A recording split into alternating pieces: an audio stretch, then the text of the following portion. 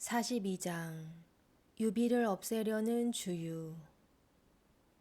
유비는 강화를 유기에게 맡기고 학으로 돌아왔어요. 그러던 어느 날 유비에게 주유의 초청장이 도착하니 그 내용은 다음과 같았어요. 조조와의 싸움에 대해 유비 장군과 함께 의논하고 싶습니다. 삼강구에서 만나 뵐 수 있겠습니까? 공명의 소식이 궁금했던 유비는 곧장 배를 준비해 삼강구로 향했어요. 유비가 탄 배가 강물을 타고 흘러 삼강구에 이르자 이 모습을 지켜보던 주유가 미소를 지으며 중얼거렸어요. 자기 무덤을 향해 잘도 오는구나. 주유의 말을 들은 노숙이 깜짝 놀라 되물었어요. 자네 그것이 무슨 소리인가? 주유는 태연하게 대답했어요. 유비는 공명과 마찬가지로 강동을 위험에 빠뜨릴 인물이네. 그러니 그 싹을 잘라야 하지 않겠나. 노숙은 주유를 말렸지만 소용없었어요. 주유는 그의 부하장수를 불러 명령했어요. 이 병풍 뒤에 도끼로 무장한 군사 50명을 숨겨두었다. 내가 술잔을 던지거든 그것을 신호로 뛰쳐나와 유비를 죽여라. 말을 마친 주유는 곧장 나루터로 가 유비를 정중히 맞이했어요. 두 사람이 마주보고 자리에 앉자 유비가 먼저 입을 열었어요. 전하의 이름이 드높은 주유 장군께서 이렇게 저를 직접 불러주시니 영광입니다. 주유가 겸손한 태도로 대답했어요. 저야말로 유비 장군을 이렇게 만나 뵙게 되어 영광입니다. 두 사람이 술잔을 주고받으니 분위기는 화기애애했어요. 그 시각 공명은 강변을 거닐다 낯익은 배 한 척을 발견하고는 깜짝 놀랐어요. 아니 저것은 유비 장군의 배가 아닌가. 이때 배에 타고 있던 병사들이 공명을 보고는 반갑게 인사했어요. 공명 선생님, 그동안 안녕하셨습니까? 유비 장군을 모시고 지금 막 도착했습니다. 병사의 말에 공명이 물었어요. 유비 장군께서 이곳에 오셨다는 말인가? 화들짝 놀란 공명을 본 병사가 의아한 눈으로 고개를 끄덕이자 공명이 중얼거리며 주유가 있는 곳으로 달려갔어요. 주유가 유비 장군을 죽이려는 것이 분명하다. 잠시 후 주유와 마주보고 앉아있는 유비를 본 공명은 희미한 미소를 지었어요. 유비 옆에 청룡 언얼도를 움켜쥐고 늠름한 모습으로 서 있는 관우가 보였기 때문이에요. 공명은 안심이 되었어요. 사실 유비는 주유를 만나러 혼자 가려고 했으나 관우가 따라가겠다고 우기는 바람에 어쩔 수 없이 관우와 함께 오게 되었어요. 공명이 생각했어요. 아무리 주유라지만 관우 장군 앞에서는 네 마음먹은 대로 되지 않을 것이다. 공명은 여유로운 미소를 지으며 돌아갔어요. 공명의 예상은 정확했어요.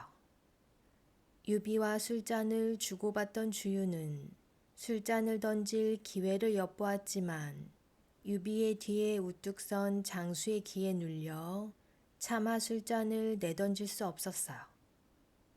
유비의 등 뒤로 기다란 칼을 잡고 우뚝 서 있는 장수의 모습이 꿈에서라도 볼까 두려울 정도로 으스스했기 때문이에요. 주유가 물었어요. 장군의 뒤에 서 있는 이 장수는 누구입니까? 유비가 미소를 지으며 대답했어요. 제 동생 관우라고 합니다. 주유가 깜짝 놀라 되물었어요. 관우라면 지난날 알량과 문추를 단칼에 죽인 그 관우 말씀이십니까? 유비가 고개를 끄덕이며 대답했어요. 맞습니다. 그 관우입니다. 순간 주유의 등에 식은땀이 흘러내렸어요. 유비는 주유의 속마음을 전혀 모른 채 주유에게 물었어요. 공명은 어디에 있습니까? 헤어진 지 오래되어 보고 싶으니 공명이 있는 곳으로 안내해 주지 않으시겠습니까? 당황한 주유는 안절부절 못하며 대답했어요. 공명은 지금 중요한 작전을 짜고 있습니다. 지금은 우리 모두 큰일을 앞두고 있으니 조조를 물리친 후 공명을 보아도 늦지 않을 것입니다. 유비는 아쉬웠지만 어쩔 수 없었어요. 그 후로 한참 동안 유비와 술잔을 주고받던 주유는 결국 술잔을 던지지 못하고 유비와 헤어져야 했어요. 유비가 자리에서 일어나며 감사의 말을 전했어요. 오늘 만나 뵙게 되어 참으로 즐거웠습니다. 조조를 물리친 후 다시 만나 성대한 축하 잔치를 엽시다. 주유는 유비를 정중히 배웅할 수밖에 없었어요. 주유와 헤어진 유비는 학으로 돌아가기 위해 자신의 배에 올라탔어요.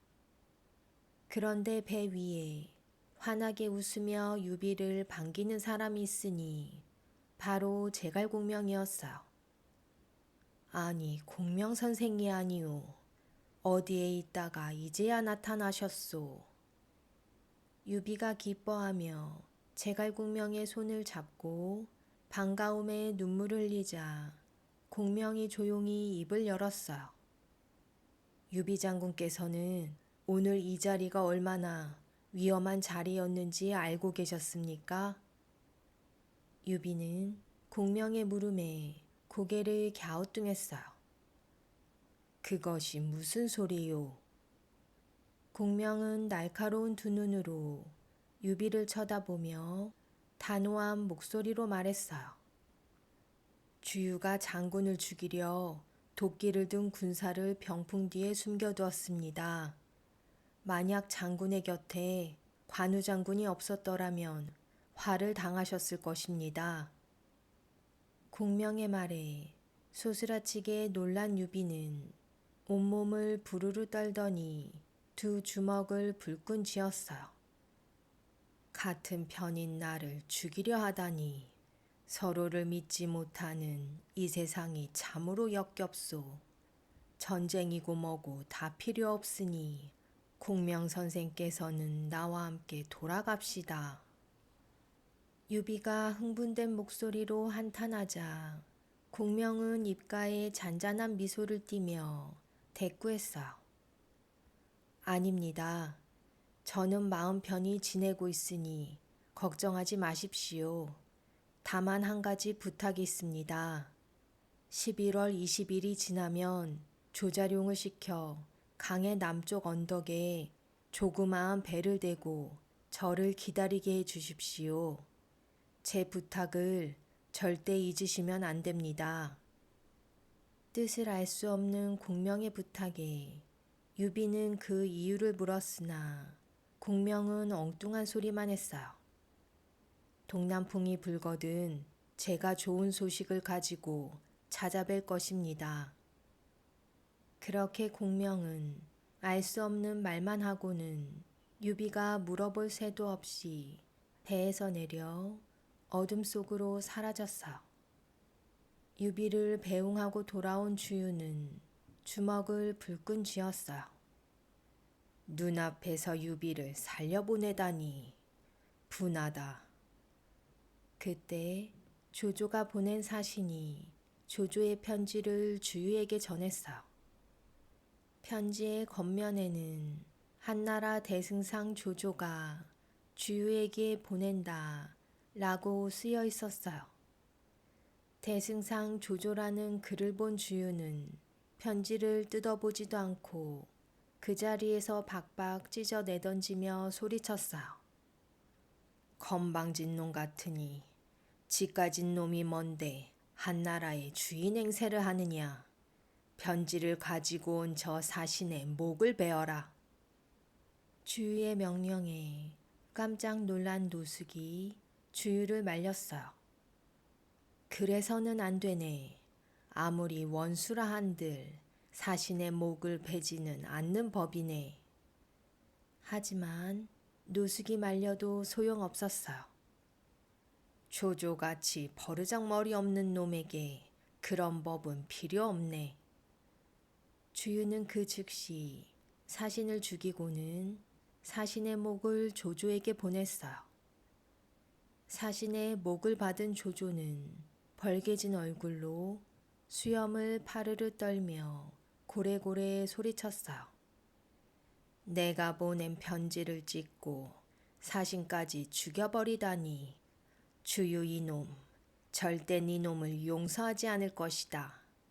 여봐라, 당장 수군 사령관 채모를 불러라.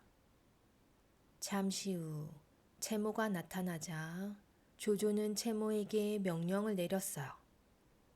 이제 그대의 실력을 발휘할 때가 되었다. 가서 주유를 짓밟아 주어라. 그렇게 채모는 500척의 배를 끌고 주유의 군사가 있는 양자강 삼강구를 향해 돛을 펼쳤어요. 멀리서 이 모습을 바라보던 조조는 흡족한 표정을 지었어요. 우리 군사의 배가 양자강을 뒤덮었구나. 주유네 이놈, 어디 맛 좀 봐라. 같은 시각 주유는 부하장수 감령을 불러 명령을 내렸어요. 그동안 바양호에서 갈고 닦은 실력을 보여줄 때가 됐다. 아무것도 모르고 날뛰는 놈들을 모조리 물고기 밥으로 만들어 주어라.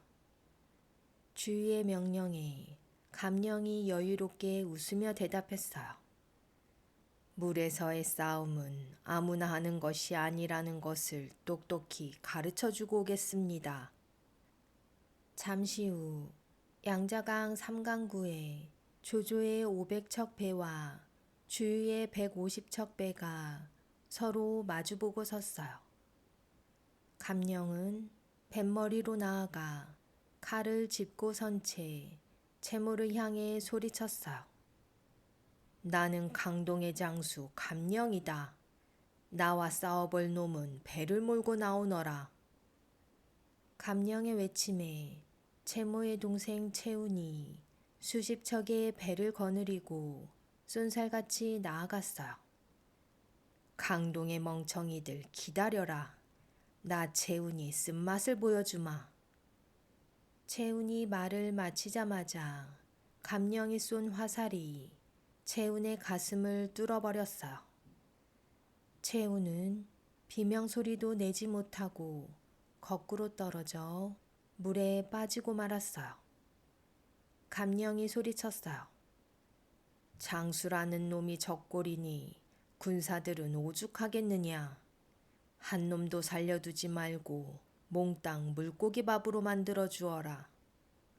감령의 외침과 동시에 배들이 쏜살같이 물 위를 미끄러지며 조조의 군사들을 향해 화살을 퍼부었어요. 하지만 조조의 군사들은 흔들리는 배 위에서 싸움은커녕 제대로 서 있기도 힘들었어요. 조조의 군사들이 뱃머리를 돌려 달아나려 하자 감령의 군사들이 조조의 배 위로 달려들어 닥치는 대로 적들의 목을 베어버렸어요. 조조의 군사들은 제대로 한번 싸워보지도 못하고 줄지어 차례차례 쓰러지니 싸우는 족족 물고기 밥이 되고 말았어요. 이때 조조군의 배 위로 불화살이 날아드니 가뜩이나 정신을 차리지 못하던 조조군의 배는 불에 타 물속으로 가라앉고 말았어요. 아침 일찍 시작하여 대낮까지 계속된 둘의 싸움은 주유의 승리로 끝이 났어. 이만하면 됐다. 길게 싸워 좋을 게 없으니 그만 물러나자. 해가 서쪽으로 기울 무렵 감령은 징을 울려 배를 거느리고 자기 진영으로 돌아갔어요. 첫 번째 싸움에서 크게 패한 조조는 급히 사령관 채모를 불러 엄하게 꾸짖었어요. 강동의 군사가 우리 군사의 수보다 한참이나 적건을 어찌하여 제대로 한번 싸워보지도 못하고 이렇게 쉽게 패한단 말이냐. 이것은 네 놈이 방심하여 진 것이 아니냐. 조조의 호통에 채모가 식은땀을 흘리며 변명했어요. 적들은 파양호에서 오랫동안 훈련을 받았지만 우리의 군사들은 배 위에서 가만히 서 있기조차 어려워하니 어쩔 도리가 없었습니다. 지금이라도 모든 군사들을 훈련시켜야 합니다. 채모의 말에 조조는 이를 갈며 고개를 끄덕였어요. 좋다. 군사들의 훈련은 그대가 책임지고 하라.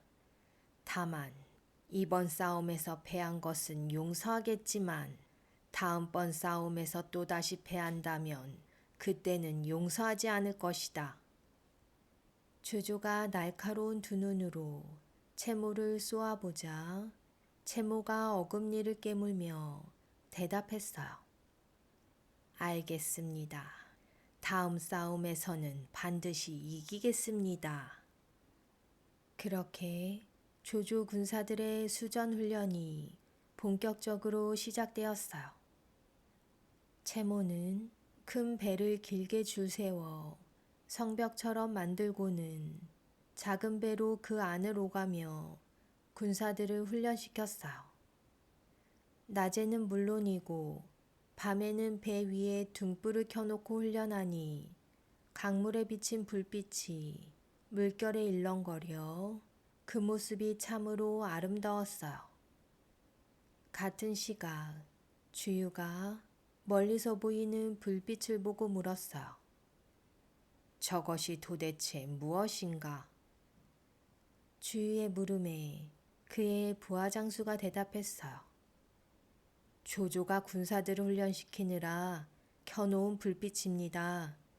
수군 훈련장을 만들어 밤낮을 가리지 않고 훈련한다고 합니다.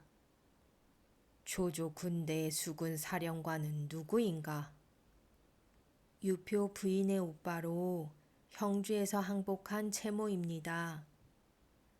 채모라면 물에서의 싸움에 능하다고 들었는데 채모에게 수군 훈련을 맡겼다면 조조의 부하들 중에서는 수군을 훈련시킬 만한 인물이 없는가 보구나. 그렇다면 채모부터 죽여야겠다.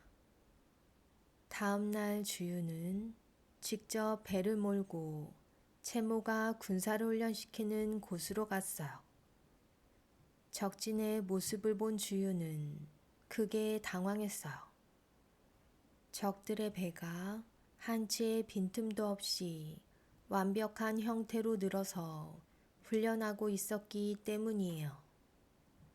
역시 채모를 살려두어서는 안 되겠구나. 이때 조조의 군사들이 주위의 배를 발견하고 소리쳤어요. 적이다. 주유가 타고 있다. 잡아라. 적들의 외침에 주유는 돛을 활짝 펼치고는 군사들을 시켜 일제히 노를 젓게 하며 쏜살같이 달아났어요. 주유를 놓쳤다는 소식을 들은 조조는 분한 마음에 발을 동동 굴리며 짜증스럽게 외쳤어요. 지난번 싸움에서는 몇 안 되는 적에게 크게 패하더니 이번에는 제 발로 기어온 적을 눈앞에서 놓쳐 너희같이 멍청한 놈들을 어떻게 믿고 전쟁을 한단 말이냐. 이때 조조의 책략가 장관이 조조의 앞에 성큼 나서며 말했어요. 제가 주유를 설득해 항복하도록 해보겠습니다. 조조는 의심스러운 눈초리로 장관에게 물었어요. 그대가 무슨 수로 주유를 항복시킨다는 말인가? 장관이 자신감 넘치는 목소리로 대답했어요. 주유와 저는 어린 시절 함께 공부하며 자란 친구 사이입니다. 다른 사람이라면 몰라도 제 말이라면 들을 것입니다. 그제야 조조는 고개를 끄덕이며 장관을 주유에게 보냈어요. 자신의 부하 장수들과 함께 작전 회의를 하던 주유는 장관이 찾아왔다는 말을 듣고 피식 웃음을 터뜨렸어요. 나를 설득하러 왔구나. 주유는 부하 장수들에게 귓속말로 무어라 말을 건넨 후 장관을 불러들였어요. 장관이 주유를 보자 반갑게 인사하며 들어왔어요. 주유, 그동안 잘 지냈는가? 주유는 쌀쌀맞은 표정으로 장관에게 대꾸했어요. 조조의 명령을 받고 나를 항복시키러 왔군. 주유의 말에 장관은 뜨끔했으나 시침이 뗐어요. 그대를 본 지 오래되어 보고 싶어 찾아왔거늘 그대는 나를 고작 조조의 심부름꾼으로 의심하는가? 자네가 친구인 나를 오해한다면 나는 그냥 돌아가겠네. 장관이 발길을 돌리려 하자 주유가 붙잡았어요. 농담이네. 이렇게 만난 것도 참으로 오랜만인데 술 한잔 하게. 주유는 자신의 부하 장수들과 신하들을 불러놓고 장관을 소개시켰어요. 이분은 어릴 적 나와 함께 공부한 둘도 없는 친구요. 지금은 비록 강북에서 조조의 부하 장수로 있지만 나를 보러 온 것이니 조금도 의심하지 마시오. 주유는 자신의 허리에 찬 칼을 풀어 태사자에게 건네주며 말했어요. 이 자리는 조조의 부하가 아닌 나의 오랜 친구와 우정을 나누는 자리이다. 그러니 누구든 조조와 우리의 군사에 관한 이야기를 하는 사람이 있으면 태사자는 이 칼로 목을 베어라. 주유의 칼을 받은 태사자가 고개를 끄덕이고는 주유의 옆에 늠름하게 섰어요. 그렇게 주유와 장관 그리고 여러 신하들과 장수들이 술잔을 주고받는 사이 분위기는 무르익고 모두들 흥겹게 취해갔어요. 장관은 주유에게 항복하라는 말을 하고 싶었지만 태사자의 기에 눌려 말을 꺼내지 못했어요. 밤이 깊어지자 주유는 술에 취해 몸을 휘청거리며 말했어요. 친구, 나는 이제 더 이상 마실 수 없을 것 같네. 우리 옛날 공부했을 때처럼 함께 잠자리에 드세. 말을 마친 주유는 입은 옷도 벗지 못하고 그대로 쓰러져 잠이 들었어요. 하지만 장관은 잠을 이루지 못하고 뒤척였어요. 주유에게 항복 이야기는 꺼내보지도 못한 채 조조에게 돌아갈 생각을 하니 걱정이 되었어요.